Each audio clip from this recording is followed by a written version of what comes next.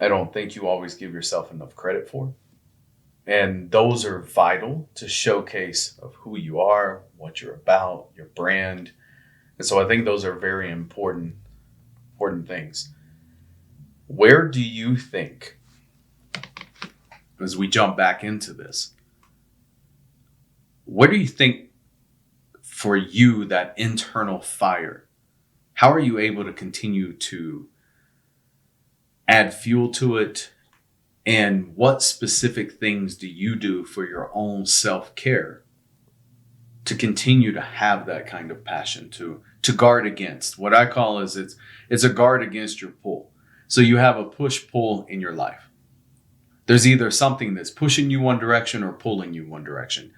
And if what is pushing you and what's pulling you is the exact same passion and fire, then obviously you're on a course for success.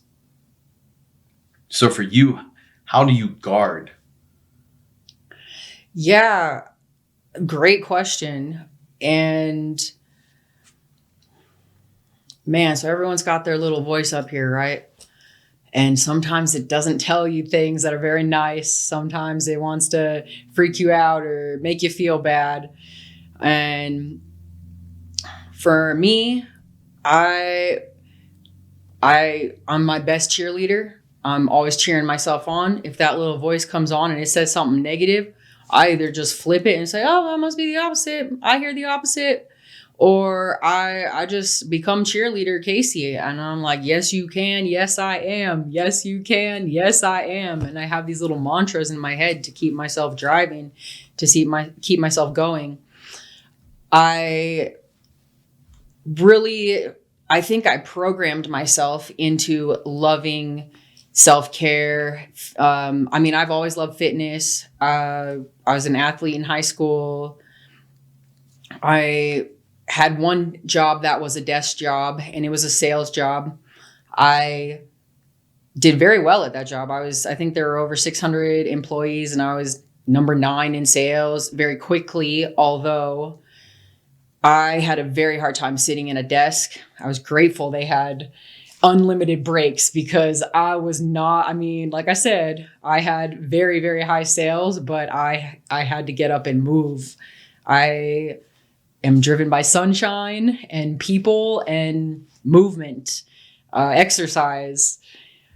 And usually it's doing something that makes me feel like I accomplished myself. So I like the hard stuff. I like push me until I can't breathe, until I can't walk, until I can't move. That's why I like to work out with Mike, because when he said torture, he is not kidding. And it's crazy because the things I did not like to do, like jump squats and bear crawls, I just did the same thing that I'm talking about right now. I would be like, I love this. I love this. I love this in my mind. And now I do. I love jump squats. There are new ones that we're working on that I'm like, great, I've got to try to program that because I do not like this at all. But I just cheer myself on and embrace the suck and just try to be better than yesterday. Even the other thing I do is, including today, I was like, man, just think about how much better you're going to be tomorrow. Just think about tomorrow. This is going to be a game changer for you for tomorrow. Coming on a podcast like this is very nerve-wracking for me. Not something I'm used to doing, but tomorrow it'll be a little easier. I'll be a little better at it. In a month, I should be hopefully a lot better at it. But that's basically how I get myself through things that are uncomfortable. And I always dream big. I want to be the best, but it's more than just setting that intention and having those goals. I try to back that up with action. I will go find the expert. I will emulate the expert. I will put it into action. Another thing I believe is how you do anything is how you do everything. So I'm trying to be that person, whether it be, boxing or posture or how I talk to people. in everything that I do. I try to hustle in everything that I do. I try to treat everybody how I want to be treated. I always try to help everybody because I've gotten a lot of help myself, and it's just what I believe in. I believe you get what you give. So, and how you do anything's how you do anything's how you do everything. So those are the two things I really try to follow with everything that I do. You talk about just having the courage, or it's nerve-wracking to come on and talk. I mean, a camera is in your face and you're going to start talking to people. I think that it becomes easier once you realize, hey, I have something to say that the world needs to hear. I'm a very reluctant person to receive feedback of any kind that's positive. I'm not motivated at all by someone coming to me and saying, hey, I appreciate all these things, or you're great at this, or you're great at that. That's not my self-talk. My self-talk is get up, go. You need to move faster. You need to be stronger. You're lazy. Move. And that to some can sound negative, but that's how I'm motivated. I don't need somebody to come tell me, hey, I appreciate what you're doing, because that's not what I'm looking for. I don't need someone to come say, you're so great at this, and I want to admire that. Because for me, I look at it as I don't have anything special that anyone else doesn't have. And they can obtain it, they can achieve it, but really it comes down to, do they want it bad enough? So I think for you, it's important to remember you have a lot to share with people, and there's a lot that people need to hear. There's a lot of courage. There's a tremendous passion that you take to everything that you do, as you have mentioned. But it's also understanding that there are many people out there that would love to be able, like they would emulate what you do. They would be empowered and inspired. Think about many times you and I would be on a fitness floor. You're struggling. You can barely breathe. You're looking at me saying, I can't do this. And I would get close and say, look at everyone on this fitness floor. You are inspiring all of them. You're not just representing what it means to be a powerful and strong woman. You're showcasing what it means to be a powerful, strong human being. And within that, I think that's where you have to collectively get to realize that I'm an entrepreneur. I am a business owner. I'm a leader. And what I am doing and what I am able to accomplish, other people are going to be inspired by that, and they need to learn from that. And as difficult as it is, I have to be open to the fact that people are going to be looking at me. And then comes two things that you have to be very careful with. Number one is people start to idolize you. And that is for me, it's the biggest turnoff that I have, is when people start looking to me and start wanting to put me on a pedestal. Because they don't need me.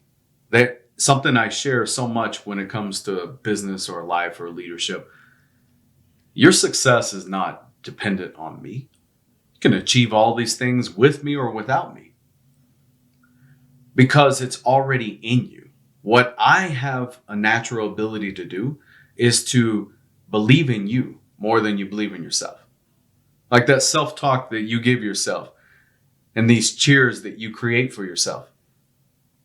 Mine that I say to you in those moments is very clear. It's very precise. And sometimes it's very nurturing. And then there's other times that it's very direct. And it's whatever you need in that moment.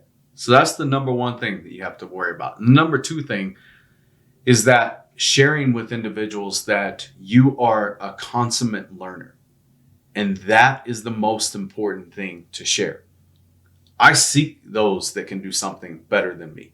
What I'm the most inspired by is someone who has an artistic value that I do not have.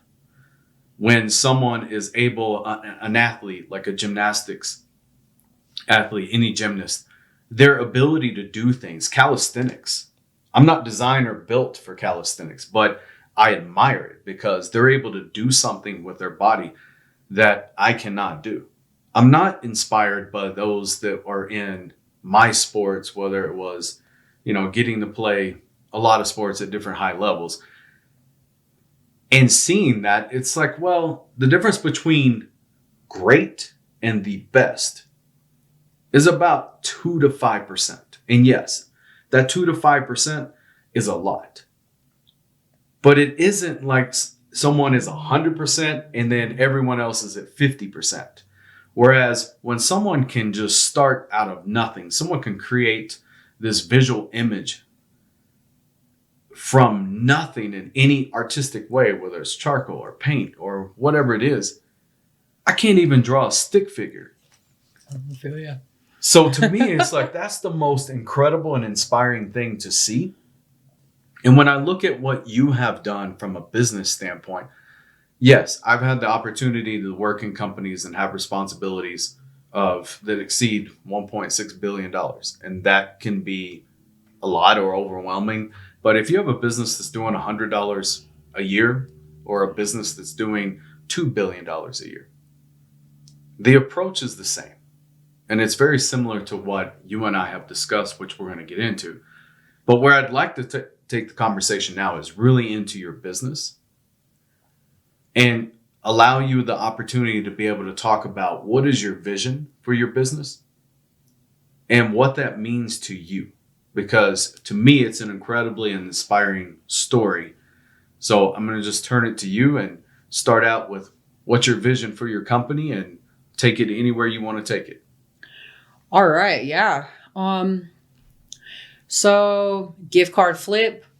We've been in brick and mortars in Colorado since 2016 as the gift card shop and gift card flip flop. Now we are gift card flip, and we are evolving to our online platform so we could help buy and sell gift cards from and for people in the US. At the end of this summer, we will be Gift Card Giant online. And my vision for Gift Card Giant is for every person to know who we are and to like us and trust us because they have the same values and beliefs that we do, because we want to help people. We want to make them money and we want to save them money. We want people to use our service because we make the process easy and fast, and we want to have a competitive rate. So it genuinely helps people in their pocket. Again, we've worked towards this with a ton of trial and error. What's worked, what hasn't. Man, I have made some major mistakes in how I've handled individual situations with customers and I guess policies and procedures, and had to learn from that. I had a customer rip me off. He ripped me off and he came back and tried to rip me off again. And I told him, don't come back, and tell all your friends not to come back either. And he did. He told his friends not to come back. And I don't know, it did negatively impact my business because of how I treated someone, that I took it very personally. And but I mean, that hit my biz for a second, but it really taught me a lot. It taught me a lot about taking out the emotions when you're talking to people about business, and that in any situation, even if somebody does you wrong, you still have to treat them with respect and dignity, no matter what. So, anyways, basically what I'm trying to say is I've had a lot of thrust, like we're gonna do this and we're gonna do that and we're gonna try this, but without any clear direction or knowing if it would work or not. And some things did, they worked great, and some things crashed and burned. And now we have been able to build some success. We $4.2 million in revenue last year. With our biz, we're becoming omni-channels online. We're hoping to do even better than that this year. Although I no longer want to be spending my time thrusting, oh, let's try this, let's try this, let's try this. I want to work smarter. I have a lot of energy. I have a ton of passion for what I do. I thoroughly enjoy figuring out something new and making it work. And especially if it's going to be a symbiotic relationship where it helps you and it helps me. Absolutely. But now am trying to figure out how to take my little biz and turn it into something much bigger and eventually have locations all over the United States as well as the website. And in order to do that, I've come to somebody I know that can teach me how to take, hey, this is what I have. Can you help me break it down? This is this big, huge project. And how do I figure out the metrics of this is what it is to, okay, so this is what I need to do today. As far as my numbers go, my units, my dollar per transaction, how do I figure out my reach in social media?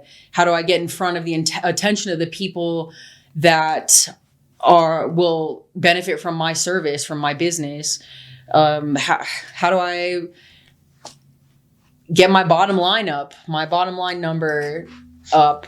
And so that's basically what Mike has been helping me break everything down into and drive both of these stores and my online to where I want it to go.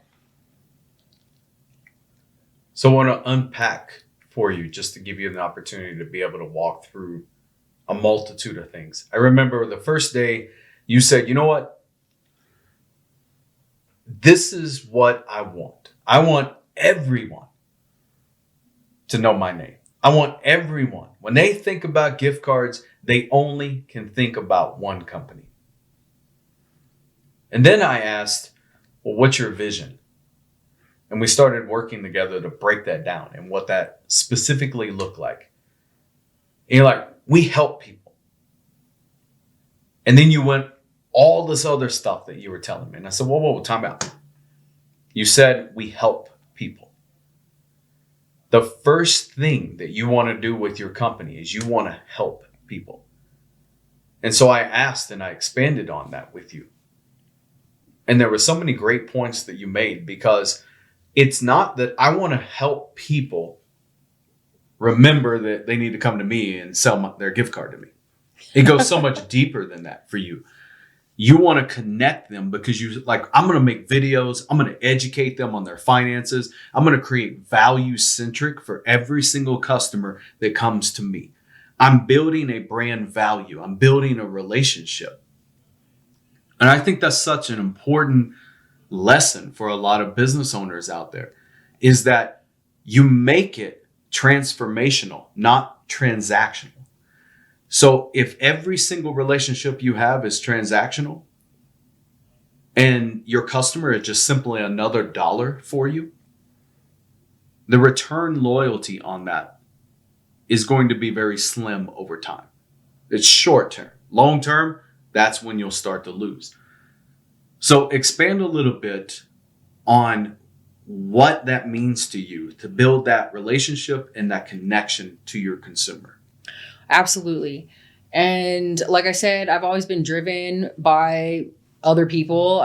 When they succeed, I feel success in that as well. And that's how we've driven, my family has driven our businesses out of the brick and mortars, and we will continue to do that online. We've always paid the most on the spot cash money in Denver. We aim to give you the most money. We want to be the place you come into, and we're excited to see you because we are, and we are grateful for your business. We know a lot of our customers, our repeat customers. We know them by name. We ask how they're doing. We just care about them, and that's how we're going to evolve. Well, that's the wrong word. That's how we aim to have our online e-commerce page be as well. We're not trying to get the most money out of these cards. We are trying to save people money. So every card that you buy from us, you're guaranteed a percentage off.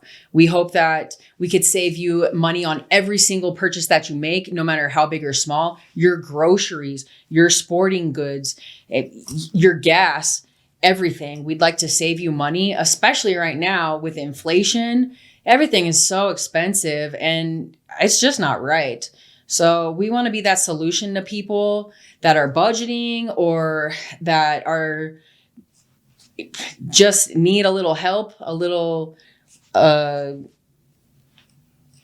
help in not just getting what they want or getting what they need, but also getting what they want. We want you to get what you need and what you want with your purchases.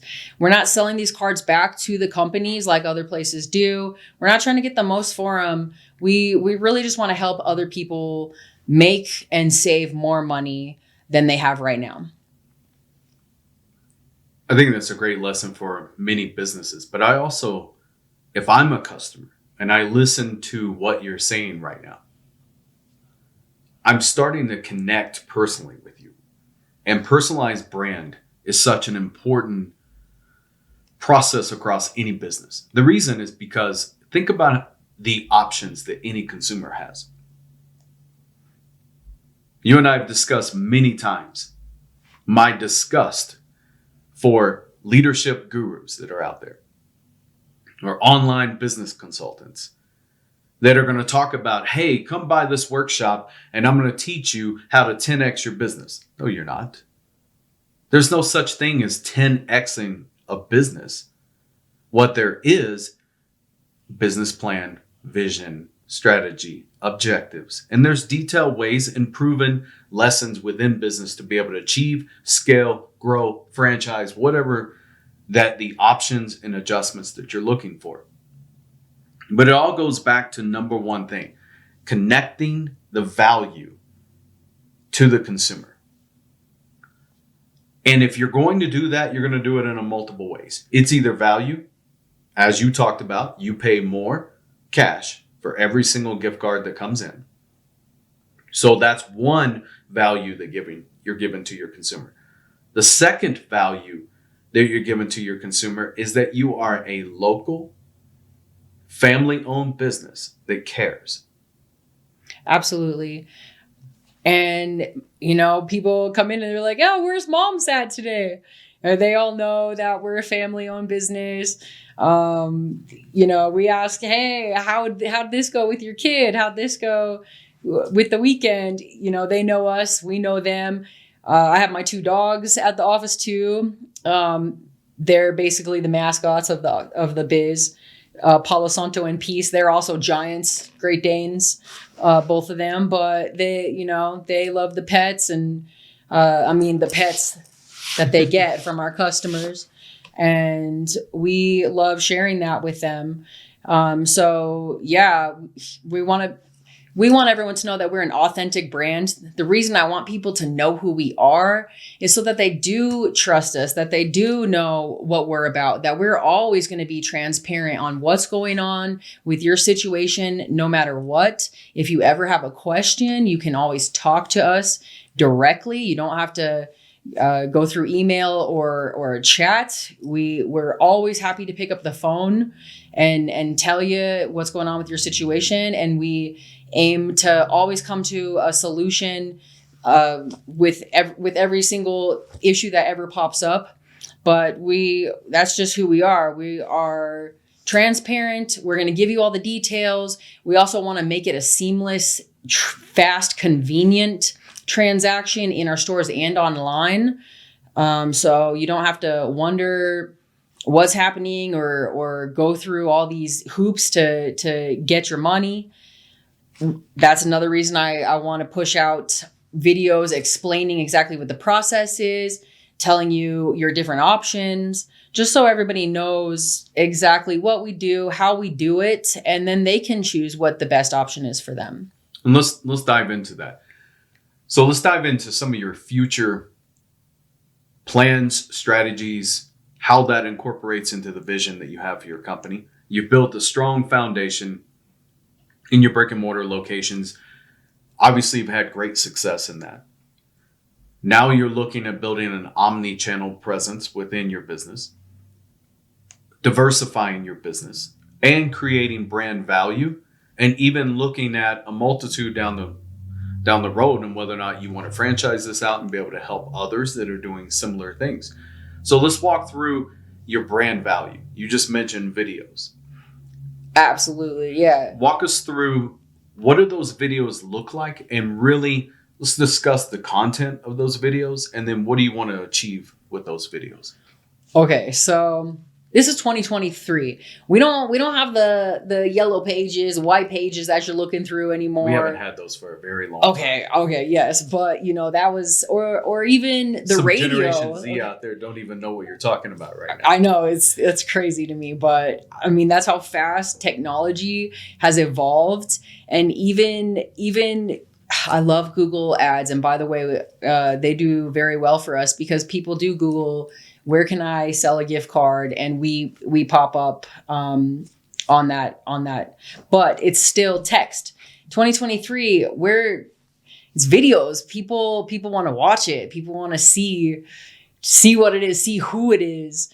It's the new fastest way to research. It is the easiest way to connect. It's the best way to know exactly what's going on. And so, yeah, I am trying to pump out the content, gift card magic tricks, gift card dominoes, gift card giant, everything, anything gift cards. I want to make it fun. I want to make it dynamic. I want to make it colorful, just to connect with people. I also want to give everybody the info on how it works, what the tips are to save the most money, to make the most money. Did you know if you have a gift card that's under $5 in not every state, but most states, you can just go in and ask them for your cash back. People come in and sell us gift cards that are under $5 or under. And I tell them, hey, this place, I think you can just go to customer service and get full value in cash money for it. In Colorado, you can. And a lot of people don't even know that. So you don't have to even if you go buy something and then they're like, you have $3 left on your gift card, ask them for it in cash. In a lot of states, they'll just give you the cash back. And Colorado's one of them. So, but I want to give everybody all those tips. Gift card tip of the day. Get your $5 back in cash money in Colorado and other states. Just Google it. It'll tell you what states. What else would you look at it from a brand value? So you have videos on one side. Talk to us about your social media presence and what is your strategy there? So social media presence, we are, of course, looking to connect with our community. So that's all the customers that we have, but also anybody who could potentially use our service or benefit from our service.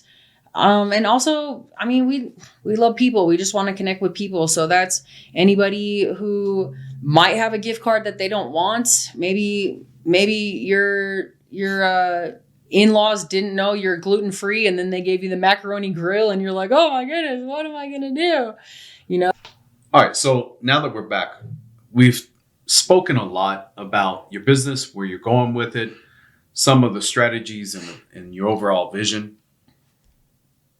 I want to dig in deeper now when it comes to actual business lessons. As we've talked a lot about, there's so much that you can inspire small business owners out there. They are in the same spot that you have been in multiple times. You are on the cusp that I'm going to take my business and I'm really ready to scale it. So whether I invest in more brick and mortar, I invest in a franchise model that I can replicate and sell out, or if I'm looking at, I'm going to build brand value and I'm going to maximize my business in so many different directions, you're ready to do that. Many business owners are just trying to get to where you are. They want to be able to grow their business to $1 million. They want to grow so that they can start looking at investment and they have a brand that is known and trusted. What would you say? Let's walk through some tips for them and really just advice. As a small business owner that has great success already, what would you share as these are the things that you need to do? And these are the things you need to be aware of to make sure that you don't fall into these pitfalls. Well, like I said before, the testing before acting is huge. And in the past, I opened 3 stores at once, and then I could only be at one of them at a time. So the other 2 didn't. Shoot, we were open for a few months, but nothing came of it because I couldn't focus on more than just where I was at the time. So buckling down, sticking to systems, systematizing everything so that you can hand it off to someone else to do it, teach someone else how to do it, being able to delegate and trust other people is another one. Because all of the employees I've had, the other people I've been blessed to work with, once I gave them more responsibility and more to do, I was shocked. It drove them more. They're like, yes, they're so excited that, and when you really appreciate someone by giving them a title, giving them more responsibility. And now I'm working on restructuring my pay to make it a bonus pay structure based on performance. That also is going to drive us to want to achieve more. Really working with the people in your business and making sure that they're doing it the way you want. I had an employee who, he's probably our best employee now. And when he started, his last job was a security guard. So he's great at making sure nobody's going to break the rules, right? He's very good at that, but he wasn't so great at telling them. And so once we worked on that and really about how important it is, how you talk to people and training, then now, man, I get the best reviews on him, the most reviews and the best reviews. And, you just really have to keep your eyes on the biz and the people in it and really just work with them. Another tip that I have, just based on the 2 different locations we have, is one of my locations had a sign up that said, please leave a review for an extra $1. And then all of a sudden my reviews went through the roof, and then business started to come in. They said, oh, well, we saw both locations, but this one had better reviews. And it had more reviews, and the more, the better, because we aim to keep our customer service at the highest level. So we were getting high reviews. And then people chose one location over another based on reviews. And just a sign, we didn't ask for them, just had a little sign up. Yeah, we offer a $1 because we're a cash biz, but I think even a sign up at a business where you're not giving money out, but you're giving a service or a product, just to remind them, make it easy with a QR code. Anything that's seamless and convenient, easy, people will do. And do ask them. Ask them, especially if you have a customer who's really happy. If you ask them to leave a review, they will. They will. And let's see. Squirrel. Those are great. And, I think that, like you said in the very beginning, we've talked about this a lot. And I just want to make sure that it's some of the points that we're able to talk through on this. So you talk about testing. Testing something out isn't, I have this idea. I'm going to go try it for a couple of days. Yep, I took my preference and biased abilities and the tools and the KPIs that I wanted to utilize, meaning 5 more people came into my store. See, it worked. I'm good. That's not testing. Testing is blowing holes in your ideas, in your strategy, and figuring out, can it stand on its own no matter how much that I throw at it? That's what testing is. And then when you refine your process down to it where it is fail proof, you're like, okay, now I can launch. And I think that's an important thing, like you talked about, from just the testing element of understanding from a business standpoint. The other one was knowing your team. Building a strong culture is such an important process to any business, but it's really that connection to your team. Your best ideas for your growth in your company are going to come from your team. So how do you find a way to give them a voice? And you add value to who they are. So there's always these 2 separate things that happen that I see in leadership, especially in corporate leadership. And you would think that it would happen less there, because a small business is like, it's my business. I own it. You work for me. And I get to make whatever decision I want to make today, because I don't have, whether it's a board of directors or I'm not a public traded company, so Wall Street's not breathing down my neck. I don't have any structure from the SEC or anything that's regulated. I'm a small business. I'm working with like 3 people. Those 3 people need to do what I say. That doesn't really happen that much in small businesses. That's actually where the team members that work for those companies stick around longest, and where there's more loyalty. What I see in corporate, and this is from 2 of the largest companies that are in the United States, at least in the food and beverage space. And that includes supermarket and restaurant. What I see from those particular 2 companies is that it's siloed, it's structured, and we often say in leadership, well, we hire for fit.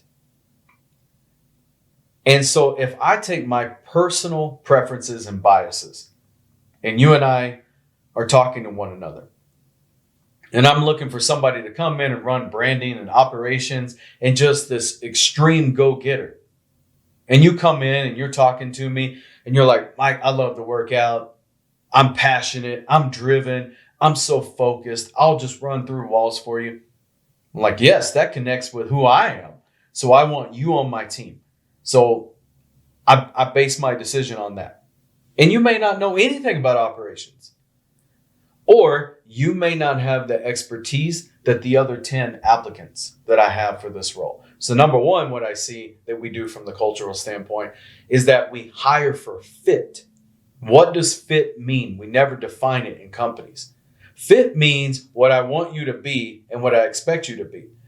And so what I have heard my entire career, and you can go on LinkedIn and you can listen to every single person that's ever written a book on leadership that's never ran any business, and I won't mention names, they all say the exact same thing. Well, you can hire for personality, you hire for attitude, you hire for fit, and you can train the rest. True, that's a true statement. Here's the problem with that logic. Not one company out there is training the skill set in financials. And why do I say that? Large companies out there, the top 10 largest companies in the United States just had a 25 to 30% complete reduction of force. Reduction of force, or RIF, is a very nice way of saying we just went through and eliminated 30% of our labor force. And the reason why we did that is because 2-3 years ago, when we were making these decisions on innovation and program, and all of our ideologies are perfect, well, they failed. And they didn't look at the trends or where they were going. So who is always going to suffer? Do you see CEOs getting fired every single day? No, you don't. Do you see CEOs losing their bonus and completely just all their pay goes away? No. What you see is they continue to make 1,000 times more than the average team member in their company. But they reduce their force based on poor planning, poor vision, poor strategy, And yet the CEO never takes responsibility for it. What they say is, well, now I'm transitioning and we're in a rebuilding year. We're going to transition. We're going to completely revolutionize our business. No, you made a horrible mistake as a leader and you put your entire team and culture in jeopardy because you hire for fit and you don't train skill set. So many companies, I work for, in my opinion, the best company that there is when it comes to treating people and culture while I was working with them. They are the best. And that culture truly embodied every single thing that you would want because every team member was aligned to the true mission and purpose of the company because that company literally was working to change the world.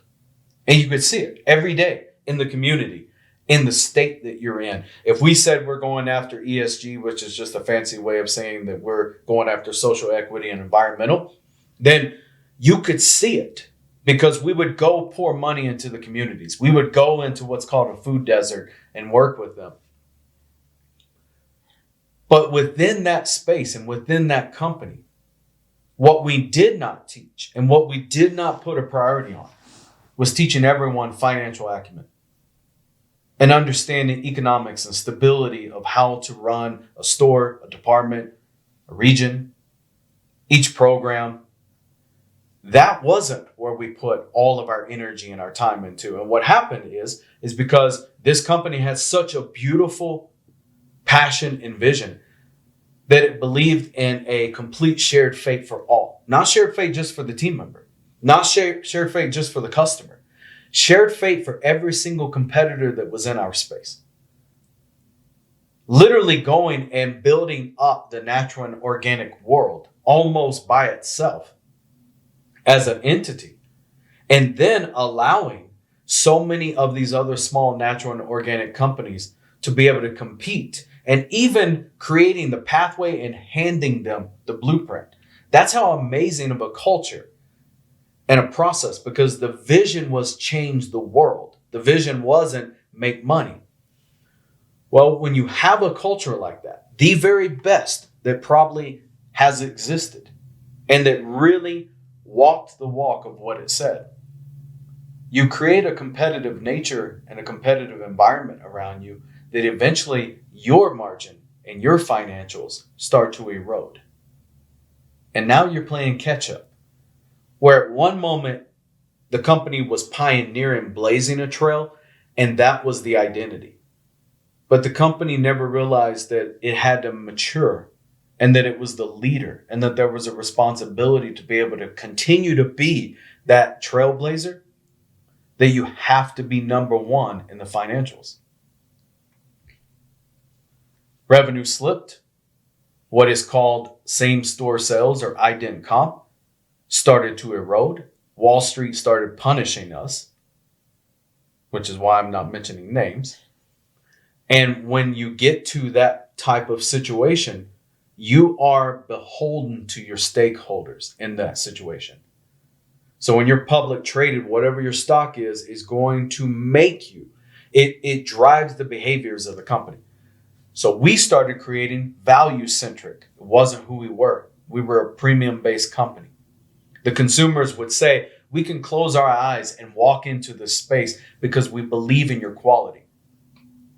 Then we wanted to go after and start putting things on sale and doing promotional and having value and start creating different ways of packaging it and product to be able to reach all consumers in a multitude of different ways.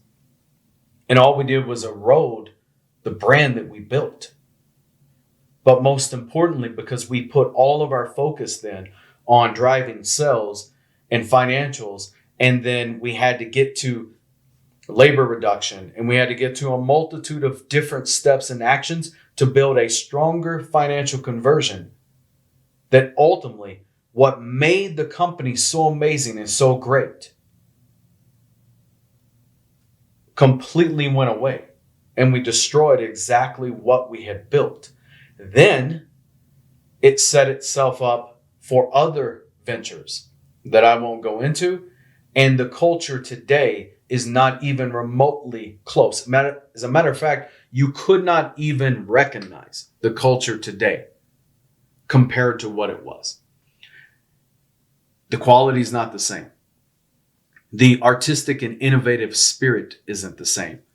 The team members owned everything and created every amazing idea in that company came from the team members. And now it's stifled. But in that company, it wasn't about hiring for fit. The team members chose. It's one of the most beautiful things that I've ever seen. Imagine you're going to come work on a team and the team members are going to vote whether or not you get to stay on that team. Wow. Exactly. Wow.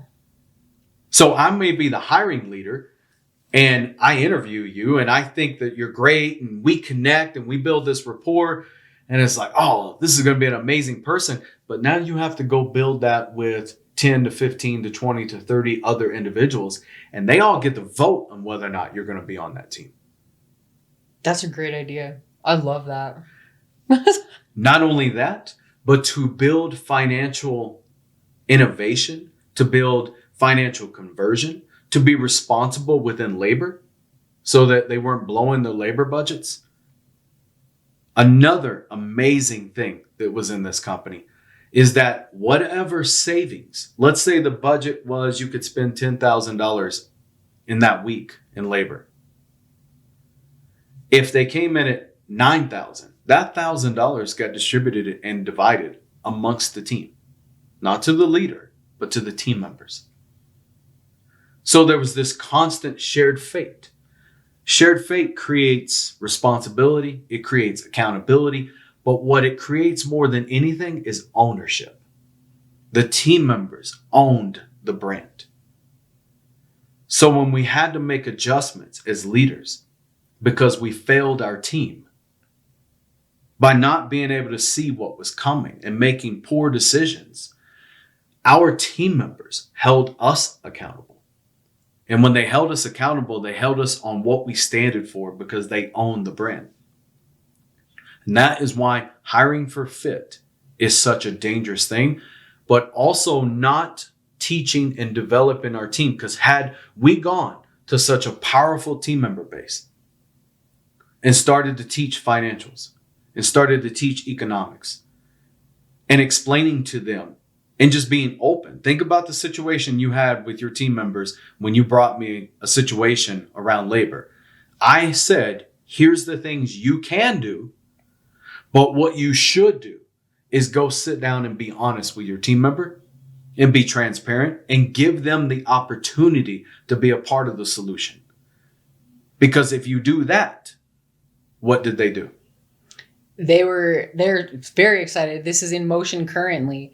They're very excited to be part of a compensation that's based on performance, not just individually, but as an entire company. So if the company does better, overall, everybody gets more money. And I think it's a beautiful solution for not just driving our employees to want to do more, but also to inspire them and to pay them for it, to as an appreciation for their effort and their successes, and because it's our success as well.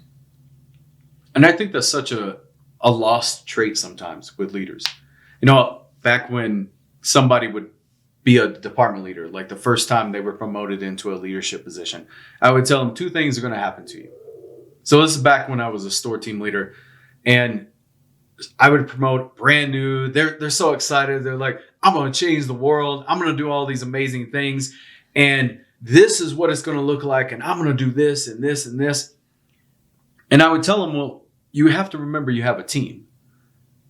So you need to go ask them what their expectations of you are. But two things are going to happen to you. Number one, you are going to find yourself looking at your team and saying, I'm the boss. And that is mistake number one. And then the second thing that you're going to realize is that, oh my gosh, I am responsible for this entire team in this department. And then you're going to have freak out mode. And those two things you have to guard yourself against. Well, if you go to a team member and you say, because I was told this so many times, like it's lonely at the top. And I have to admit that it was one of the most ridiculous things that I think I've ever been told. Because for me, why would you allow yourself to be alone? And why would you be at the top? You want to be in the midst of your team. You want to be as real and as connective to each individual as you possibly can. The worst thing a leader can do is become irrelevant and unrelatable. And how do you do that? You distance yourself from your team. You take yourself out of what is important, what they're going through. And if you're not in the trenches with them every single day, seeing it through their eyes, then you would never know that your systems, your tools, your actions, your plan, your vision, your strategy, your objectives, you could be completely wrong. And if you stay so entrenched with them, they're going to tell you every single day, because if you build an open and honest environment, they will tell you, hey, this sucks. Yes, they will. This doesn't make any sense. We need to change this right now. And if you listen to them, they're going to be a major part of the solution, because then when you have to come to them and say, hey, I need you to buckle down. We're behind in revenue. We're behind in financials. And I'm just leveling with you. This is what we have to do. And I'm in it together. And I'm listening to every idea that you have, but we have to change this narrative. They look at you and say, hey, I'm behind you. I'm with you. Absolutely. And like you said, being in the trenches with them and asking them, hey, what's up? How do you think this is going? What's going on with you? Have you noticed anything different? They do. They give you the feedback, and they know more than anybody else. They know what's going on with your customers. They know what's working for your customers. They know what's not working for your customers. And just... Again, a lot of my best solutions for systems and processes have been from employees in the past that said, man, you know what? I noticed this from this person or on this, whatever it is. And that's different than others. And then, oh, hey, let's take a double look at that. And then it turns out to be the solution, the game changer.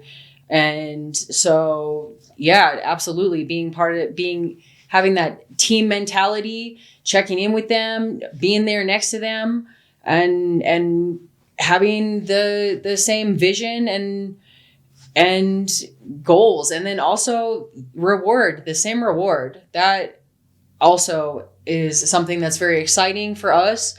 We are working on that. Mike is helping me restructure that as well. And so far the feedback is great. I'm also hoping that next time you hear from me, I could say, yes, it's working. Everybody was driven to go do more, and now we're all getting more, and everybody's happy. So let's talk about some of your future plans. Where do you want to take the company? And how are you thinking about that right now? So I'm absolutely trying to level up this company. Right now we're 2 brick and mortars, and our online e-commerce will be live, Gift Card Giants, at the end of the summer. But right now I am, like you said, going down to our foundation. We are making sure all of our systems and our processes are 100%, that it is replicable, that we could put it into a blueprint and hand it off to somebody else, and they know exactly how to run it. And if they run it that way, they will get what we get in our stores. So we're focusing on making our 2 stores way more successful before we go open other stores and other locations, possible franchise opportunities for other people in other places, and just to build our family, our gift card family per se. We're also working on social media presence, creating that community as well, and building that up.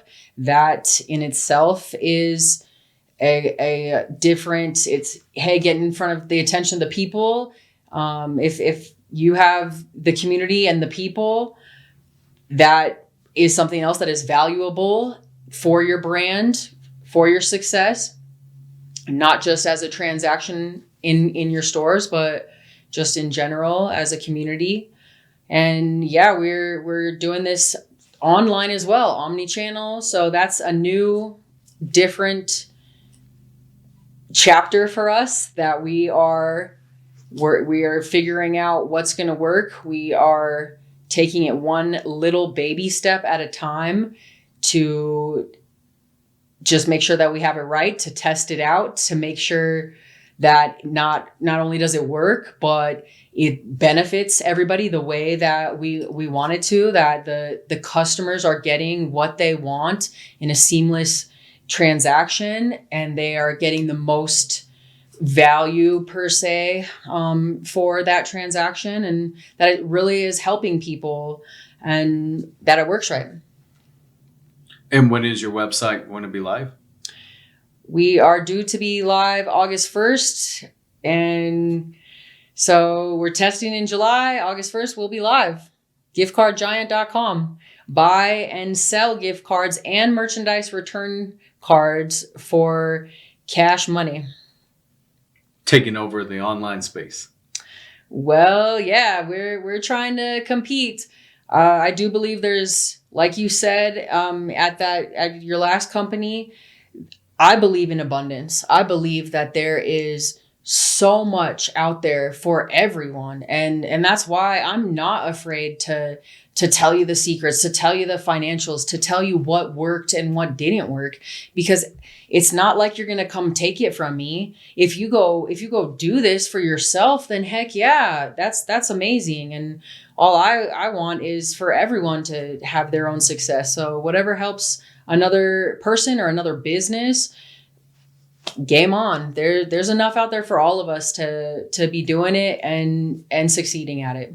You know, that's a very important lesson, because I think way too often this business is like, well, I want to compete, I want to dominate, I want to just destroy. And like what I was sharing with you,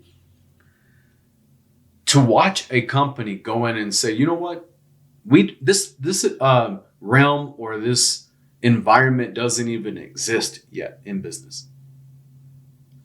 But if my higher purpose is to literally change all of this, then I'm wise enough to look at it and say, I can't change that alone. I need to now go and get involved and influence things. And maybe I'm getting involved in influencing in areas that I don't even agree with. But if I'm not involved, then I can't see it from their point of view. And I wouldn't be able to understand how to approach that individual or how to influence them and educate them so that they can come over and from their own point of view and their own way that they see fit, but get involved in the cause. So what would be some of the things that you would want to leave 3 different individuals? I'd love to know your philosophy around what would you leave as a parting wisdom or just connection point to your consumer? What are some encouraging and some very important attributes that you would share with your fellow business owners? And then the third thing is just, what is a great life lesson that you live by? All right. Let me try to remember all of that. I'll remind you. Okay. First one, your customer. My customer. Customer. Hey, we believe that every person should not just get what they need, but it's also what they want. So whether you have a gift card that you'd rather have cash, or you want to save on groceries, or you've got something coming up that you could use a couple extra bucks for, we're here to help you make and save money with gift cards. And that's in our brick and mortars gift card flip in Colorado and online giftcardgiant.com. We want to save you money on every single purchase. So come to us if that benefits you in any way, shape, or form. If you need a couple more dollars in your wallet. Number 2, for other small business owners, it's the systematize. Make sure you have a system, and then it's something that is replicable, and you can put it in a book and train it to somebody, and then you don't have to be there at the office doing all of those things. That you can have somebody else that is doing it the way that you want, that's emulating your brand, your vision, who you are, what your service provides, exactly the way that you want them to. And that this is something some You're music. giving some kick out music there. Oh, sorry. That's my cue.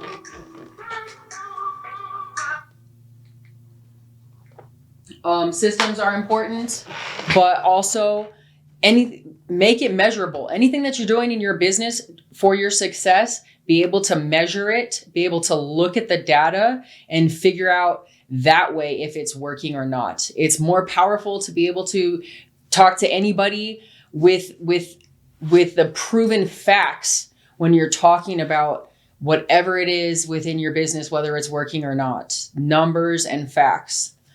And also, like I said,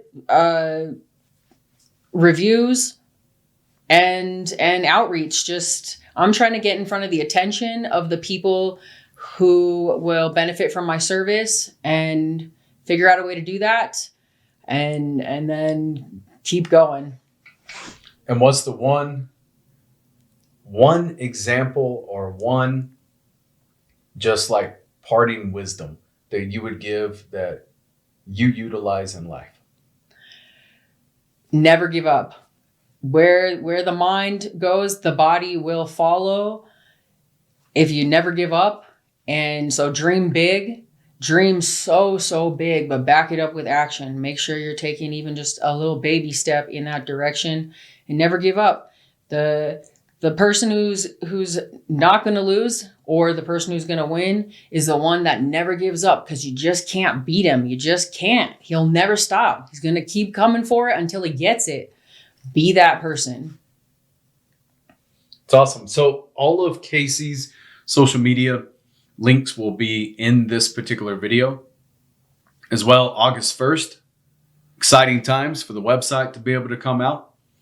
There's a multitude of different things and life lessons from business that you shared with everyone.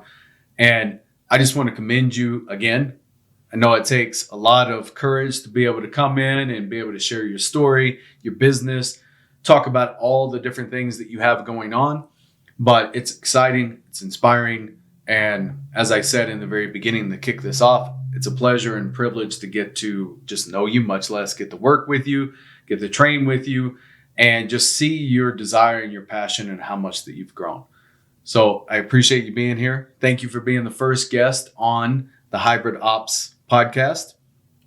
And for everyone else, looking forward to a multitude of new adventures and a lot of small business owners coming on, influential leaders, and a multitude of different backgrounds. So until next time, thank you.